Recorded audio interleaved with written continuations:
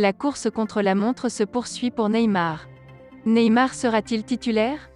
C'est une des interrogations qui subsistent autour du choc entre le Paris Saint-Germain et le Real Madrid le 15 février prochain. L'international brésilien est blessé à la malléole depuis le 29 novembre dernier et s'active pour être prêt en Ligue des Champions.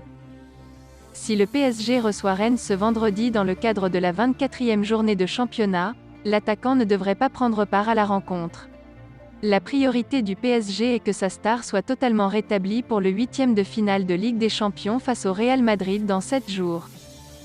Selon les informations de RMC Sport, le Brésilien se serait entraîné à part ce mardi, multipliant les exercices avec un préparateur physique. Sa reprise semble donc en bonne voie. Wijnaldum a lui aussi procédé à un entraînement individuel après une blessure à la cheville gauche. Ce dimanche, le FC Barcelone s'est offert l'Atlético de Madrid 4-2 dans le choc de cette 23e journée de Liga. Séduisant collectivement et réaliste offensivement, les hommes de Xavi confirment un certain renouveau.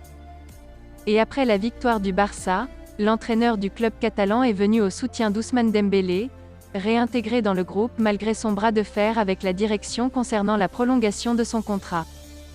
Les supporters ont été super pendant tout le match, mais j'aimerais aussi qu'ils soutiennent Ousmane. Je leur demanderai d'arrêter de le siffler. L'international français aurait dû rentrer en jeu, mais l'exclusion de Dani Alves à la 69e minute de jeu a changé les plans de Xavi. L'idée était qu'il rentre, mais j'en ai décidé autrement à cause du carton rouge et de la physionomie du match. Xavi a aussi jugé la première titularisation de Adama Traoré et l'entrée d'Aubameyang en deuxième période.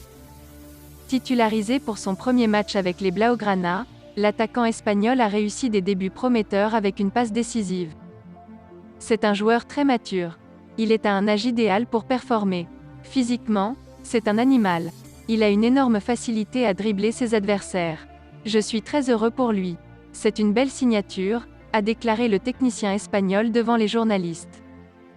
Xavi est aussi revenu sur la première apparition de l'attaquant gabonais, entré à la 61e minute de jeu à la place d'Adama Traoré.